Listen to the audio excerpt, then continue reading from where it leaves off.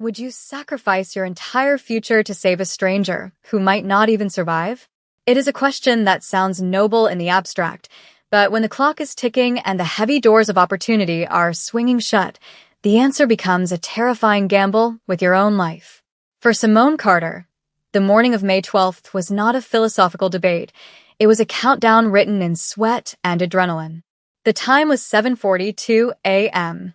The final nursing licensure exam, the culmination of 4 years of sleepless nights, double shifts at the diner, and tuition scraped together from crumpled tips, was scheduled to begin at 8 a.m. sharp.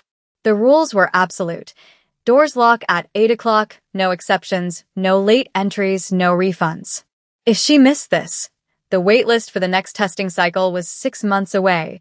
6 months she could not afford. Her bank account balance sat at $43.12. Her rent was due in 3 days. The math was cruel and simple. She had 18 minutes to sprint 6 blocks, clear security, and find her seat. Simone's breath hitched in her throat as she adjusted her backpack, the light blue fabric of her scrub uniform catching the cold morning wind. She was running, her sneakers slapping against the wet pavement, her mind replaying the anatomy flashcards she had studied until dawn. Then she saw the heap of gray wool on the sidewalk. It was easy to miss, tucked between a fire hydrant and an overflowing trash bin, just a shape in the periphery of a city that had learned to look away. But Simone saw the hand. It was trembling, pale and thin, reaching out into the empty air before collapsing back onto the concrete. Simone's pace faltered. Her watch read 7:45 a.m. If she stopped now, even for a minute, the timeline would fracture. She looked ahead toward the imposing brick building of the testing center, visible just down the street. It was right there. The future she had bled for was within sprinting distance. She looked back at the gray wool. A low groan, wet and rattling, cut through the noise of the waking city. It was the sound of a lung filling with fluid, a sound Simone recognized instantly from her clinical rotations. "Don't do it," a voice in her head whispered, a voice that sounded like her landlord, like the debt collectors, like the fear of poverty that chased her every day. "Someone else will call. You have to go." She took one step toward the exam. Then she saw the blood pooling beneath the woman's head, dark and expanding against the sidewalk. The binary moral dilemma slammed into her chest. Be a nurse in title, or be a nurse in action. She cursed, a sharp, fractured sound, and dropped to her knees. 7:47 a.m. She wasn't going to make it. The woman was elderly, her skin translucent and cold, her breathing shallow.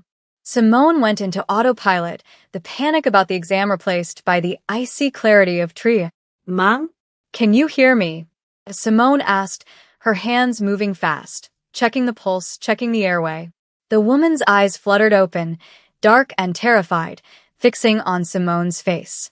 She mumbled something in a language Simone didn't speak, Korean perhaps, her grip surprisingly strong as she clutched Simone's wrist.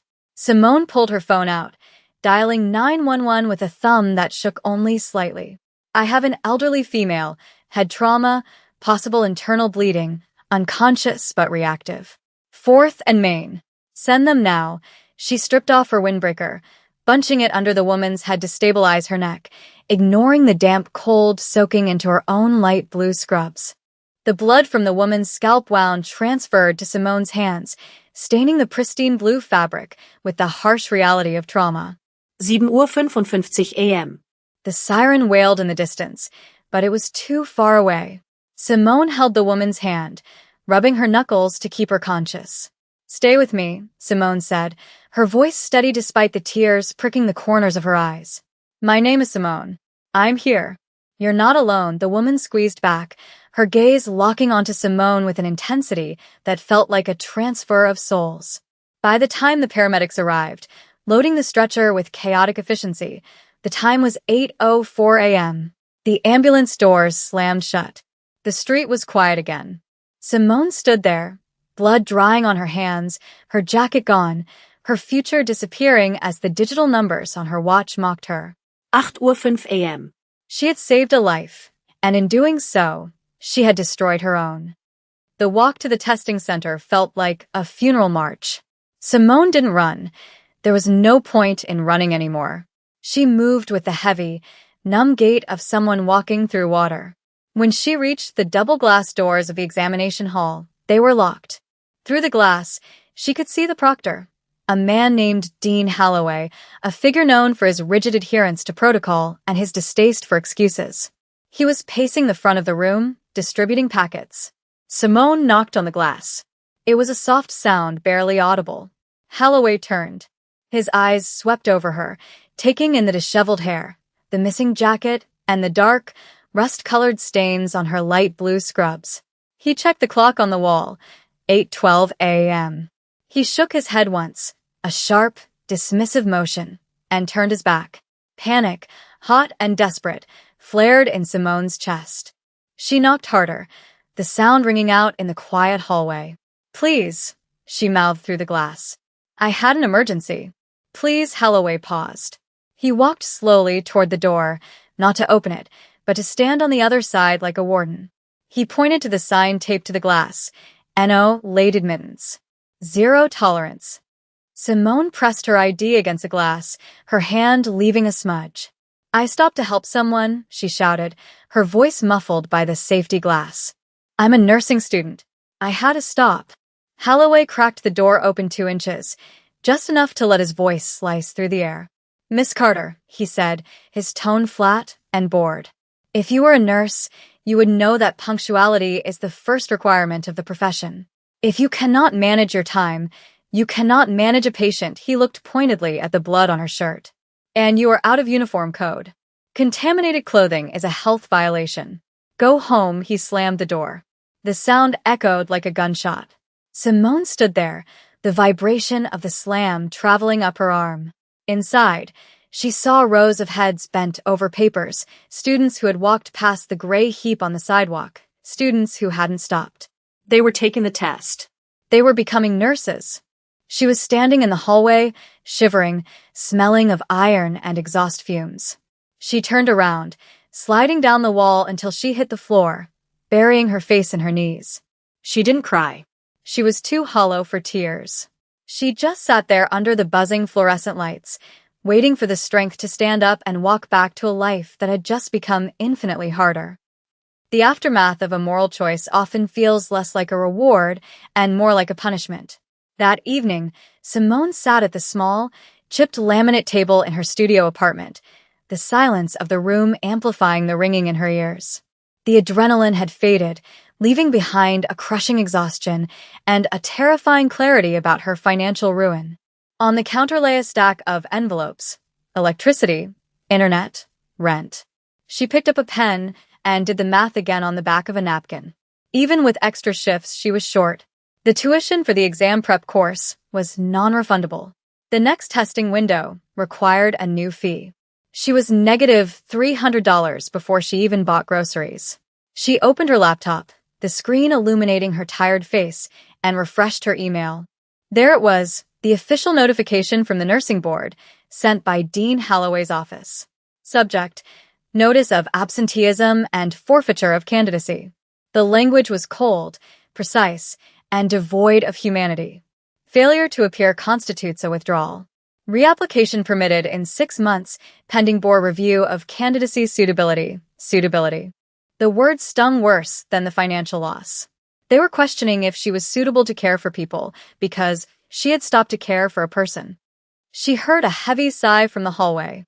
It was Mr. Henderson, the building's elderly security guard who worked the night shift at the university campus. He often stopped by to check on her, a quiet, observant man who had seen generations of students come and go. The door was slightly ajar, and he knocked softly. "Rough day, kid?" he asked, leaning on his cane. Simone didn't look up from the screen. "I missed it, Mr. Henderson. I missed the exam." He stepped inside, his face lined with sympathy. "I saw," he said quietly. Simone looked up, startled. "You saw me?" Mr. Henderson nodded slowly. "I was watching the cameras at the perimeter." Saw you stop for that old lady. "Saw the ambulance." He paused, shifting his weight.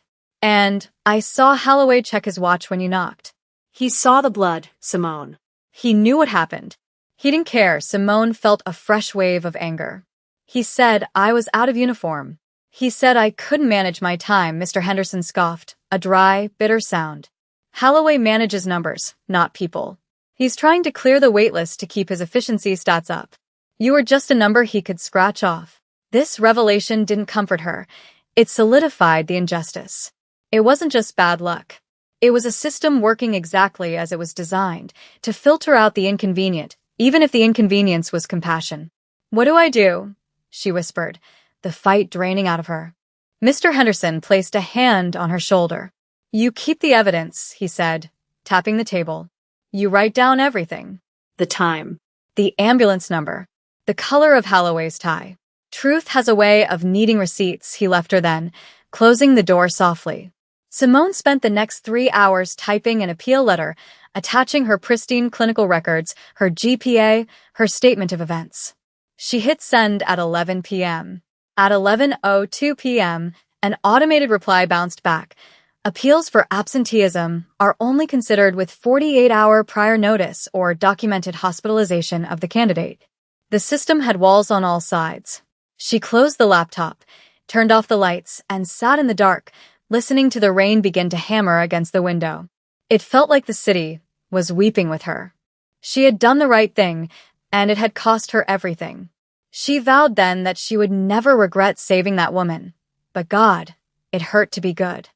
The clock on the microwave read 1:17 a.m. when the headlights swept across her living room wall. They were bright, blindingly white, cutting through the thin curtains of her ground floor window. Simone froze.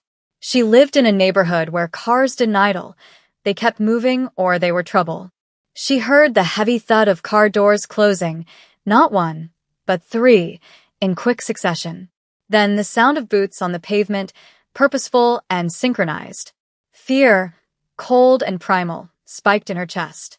She stood up, grabbing the baseball bat she kept behind the door, her heart hammering against her ribs. Was it the landlord? No, he wouldn't come this late with a crew. Police? She hadn't done anything. The footsteps stopped right outside her door. There was a pause, a heavy silence that felt charged with electricity, and then a knock. It wasn't a pound. It was 3 distinct, firm raps. Knock, knock, knock. Who is it? Simone called out, her voice trembling but loud. She gripped the bat tighter. Simone Carter? A deep voice answered. It wasn't aggressive, but it carried an authority that vibrated through the wood. Open the door, please. We need to speak. I'm calling the police, Simone warned, backing away. We are not the police, the voice replied, calm and unbothered. And we are not here to hurt you. You saved Madam Park this morning. We are here to thank you, the name froze her. Madam Park. The woman on the sidewalk. Simone lowered the bat slightly, confusion warring with instinct. She moved to the peephole. Outside, amidst the pouring rain, stood a wall of men in black suits. In the center stood a man who looked nothing like the neighborhood roughs or the debt collectors. He was young, perhaps late 20s, with sharp, angular features and eyes that seemed to absorb the street lamp light. He held a black umbrella, perfectly dry, while the men around him stood in the rain, indifferent to the storm. He looked like power personified, dangerous, elegant, and terrifyingly out of place. Simone unlocked the deadbolt with shaking fingers, opening the door just as far as the chain allowed. The man bowed. It wasn't a nod. It was a full, 90-degree bow from the waist, a gesture of profound respect that shocked her into silence. The men behind him bowed in unison. When he straightened, his expression was grave. I am Taesung Park, he said. The woman you stopped for. The woman you sacrificed your exam for. Is my grandmother. He looked at her, his eyes scanning her tired face, the cheap apartment, the despair clinging to her like a shadow. She told me you were wearing blue scrubs. She told me you looked at your watch, and then you stayed. He reached into his jacket pocket. Simone flinched, but he only pulled out a folded piece of paper, a printout of her expulsion email. How do you have that? She whispered. I have resources, Taesung said simply. I know what this cost you. And I am here to tell you that the debt is accepted, he signaled to one of his men, who stepped forward with a sleek, leather briefcase. May we come in? The rain is heavy, and we have a strategy to discuss. Simone unhooked the chain. She didn't know why. Perhaps it was the exhaustion, or perhaps it was the strange, magnetic certainty in Taesung's voice. He stepped into her tiny, cluttered apartment, his expensive suit looking almost alien against the peeling wallpaper. He didn't look around with judgment. He looked with a simmering, quiet rage. He saw the textbooks stacked on the floor, the instant noodle cups, the final notice spill on the counter. He placed the briefcase on the table, right next to her laptop. "My grandmother is in surgery," Taesung began, his voice dropping an octave. "But she is alive because of you." The doctors said another 10 minutes on that cold pavement would have been fatal. He turned to face her, his demeanor shifting from formal to fierce. "You saved the matriarch of my family. In my world, that makes you family." Simone shook her head, feeling overwhelmed. "I just did what I was trained to do. I didn't know who she was. That is why it matters," Taesung said. "You helped a stranger when it cost you everything. That is rare. And I do not allow my family to be disrespected." He tapped the printout of the email from Dean Holloway. "This man, Holloway. He denied you entry?" "Yes," Simone said, her voice cracking. "He said rules are rules." Taesung's lips curled into a cold, predatory smile, though his eyes remained warm when they looked at her. "I love rules," he said softly. "Rules are excellent tools when you know how to wield them."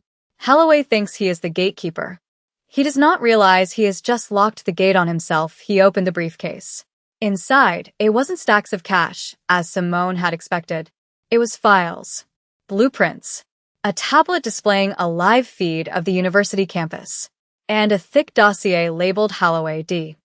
"I could pay your tuition for 100 years, Taesung said, dismissing the money issue with a wave of his hand. "And I will handle your debts. But that is not justice. Justice is you walking back into that room and taking the test you deserve." He pulled out a chair and sat down, motioning for her to join him. "Tomorrow morning at 8 a.m., there is an emergency board hearing regarding the facility's security protocols. I have arranged for it to become a hearing about you." Simone stared at him. How? I'm nobody. "They won't listen to me." Taesung leaned forward, the intensity of his gaze pinning her in place. "You are not nobody. You are the woman who saved Madam Park. And you have me." He slid a folder toward her. "Holloway has a history of selective enforcement. We have emails. We have testimony from previous students. And we have the security footage from this morning, which Mr. Henderson was kind enough to secure before it was accidentally deleted." Simone looked at the folder, then at Taesung. "You know Mr. Henderson?" "We had a conversation an hour ago," Taesung said. "He is a good man. He wants to see you when." He stood up, buttoning his jacket. "Get some sleep, Simone. Tomorrow you wear your scrubs. Not the clean ones. The ones with the blood. We're going to show them exactly what a nurse looks like." The morning of the hearing, the sky was a bruised purple, heavy with the promise of more rain. Simone stood in front of the mirror, staring at the light blue scrub top. The rust-colored stain on the hem and sleeve had darkened overnight. It looked violent. It looked unprofessional. It looked real. She pulled it on, her hands trembling. Outside, the black SUV was waiting. Taesung held the door open for her, his expression unreadable behind dark sunglasses. "Ready?" he asked. "No," she admitted. "Good," he replied. "Fear keeps you sharp." The drive to the university administration building was silent. Simone gripped the leather armrest, her mind racing. She was walking into the lion's den, armed with nothing but the truth and a man she had met 6 hours ago who happened to command a small army of lawyers and enforcers. When they pulled up to the curb, the contrast was stark. The building was a monolith of glass and steel, designed to intimidate. Taesung exited first, buttoning his suit jacket. 2 lawyers flanked him, carrying briefcases that looked heavy with ammunition. Simone stepped out, feeling the stares of students walking to class. They looked at her scrubs, at the blood, then quickly looked away. They entered the lobby. The receptionist looked up, startled by the entourage. "I'm here for the board meeting," Taesung said, his voice smooth as silk. "I believe Dean Holloway is expecting a security audit." Before the receptionist could object, Taesung strode past the desk toward the elevators, Simone in his wake. They rode up to the top floor in silence. When the elevator door slid open, They revealed a long conference room with glass walls. Inside, Dean Holloway sat at the head of a long mahogany table, surrounded by other administrators and board members. He looked up, his face registering confusion, then annoyance. "Excuse me," Holloway said, standing up. "This is a closed session." Who are you? Taesung didn't stop until he was at the foot of the table. He placed his hands on the polished wood. "I am the reason your security footage from yesterday morning has been preserved," Taesung said. "And this," he gestured to Simone, "is the student you illegally barred from her exam," Holloway scoffed, his face reddening. "This is preposterous. Security, remove them. Miss Carter, your persistence is bordering on harassment." "Sit down, Dean," one of Taesung's lawyers said, opening a laptop and connecting it to the room's main screen. The authority in the voice was absolute. Holloway hesitated, looking at the other board members who were watching with wide eyes. "You quoted Policy 74 regarding punctuality," Taesung said, his voice rising, filling the room. "But you ignored Policy 91 regarding medical goods Samaritan emergencies, which states that any student involved in a life-saving event on campus grounds is granted an automatic deferral or immediate seating upon arrival," Holloway sputtered. "She wasn't on campus grounds. She was down the street," Taesung signaled the lawyer. The screen behind Holloway flickered to life. It showed a satellite map of the campus, with a bright red line marking the property boundary. The spot where Madam Park had collapsed was exactly 3 feet inside the red line. "Technically," Taesung said, a ghost of a smile touching his lips, "she was on university property, which makes you not only heartless, but legally negligent." The room went silent. Holloway looked at the screen, then at Simone. His arrogance began to fracture. This is a technicality," he sneered. "She is still unfit. Look at her. She's wearing biohazard material in a meeting." Simone stepped forward then. The fear she had felt earlier evaporated, replaced by the cold, hard clarity of someone who had held a dying woman's hand. "This isn't biohazard material, Dean," she said, her voice steady. "It's proof. You told me I couldn't manage my time. You were right. I didn't manage my time. I gave my time to someone who had none left." She looked around the table at the board members. "If being a nurse means checking a watch while someone bleeds out on the sidewalk, then I don't want your license. But if it means saving lives, then I am the only person in this room who passed the test yesterday." A heavy silence hung in the air. One of the older board members, a woman with gray hair and a stern face, looked at Simone, then at the footage of the ambulance on the screen. She looked at Holloway, whose face was now pale. "Mr. Holloway," the board member said, her voice cutting through the tension. "Is it true you refused her entry at 8:12 a.m.? Holloway stammered. "The rules are the rules," Taesung interrupted, "are there to serve humanity, not to strangle it." He placed a second document on the table. "This is a signed affidavit from the Chief of Surgery at Mercy General. It states that had Miss Carter not intervened, the patient would be dead. It also commends her triage skills as textbook perfect." Taesung leaned in close to Holloway. "The patient is my grandmother, and I am quite wealthy and quite litigious. If Miss Carter is not seated for an exam within the hour, I will sue this university for every brick in this building." The shift in power was palpable. The board members exchanged nervous glances. The chairwoman stood up. "Dean Holloway, please step outside." Holloway looked like he had been slapped. He gathered his papers with shaking hands and walked out, avoiding Simone's gaze.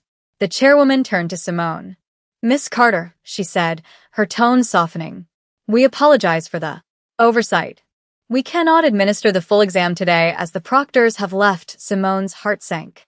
"However," the woman continued, "we can grant you an emergency individual proctoring. right now." In this building," she looked at Taesung. "Assuming that satisfies your legal counsel?" Taesung nodded once. "It is acceptable." The chairwoman looked at Simone's scrubs. "But first, we'll get you a clean uniform." The exam room was quiet, a small office converted for the purpose. Simone sat at the desk, the test booklet in front of her. She closed her eyes for a moment, breathing in the smell of paper and pencil shavings. She thought of the cold pavement. She thought of Madam Park's grip. She thought of Taesung standing guard in the hallway outside. She opened her eyes, picked up the pencil, and began to write. The questions flowed easily. Patient presents with. Priority intervention is. It wasn't just theory anymore. It was memory. She finished in record time. When she walked out, Taesung was waiting. He wasn't on his phone. He was just standing there, watching the door. Well, he asked. Simone exhaled, a long, shuddering breath that released 2 days of terror. I passed, she said. I know I passed. 6 months later, the graduation ceremony was held in the main auditorium. The hall was packed with families, flowers, and balloons. Simone Carter walked across the stage, her name called out over the speakers. She wore the crisp white uniform of a graduate nurse. In the front row, amidst the cheering parents, sat a strange trio. Mr. Henderson, in his best Sunday suit, clapping loudly. Next to him, Madam Park, frail but smiling, holding a bouquet of lilies. And beside her, Taesung, wearing sunglasses indoors, a small, proud smile on his face. As Simone took her diploma, she looked down at them. She didn't just see allies. She saw a new kind of family, forged in the fire of a single, impossible choice. The dean was gone, replaced by the woman who had chaired the hearing. The system had changed just a little because one person had refused to look away. Simone walked off the stage, holding the paper that said she was a nurse, but knowing she had been one long before they gave her the title. The future was wide open, and for the first time in a long time, it looked kind.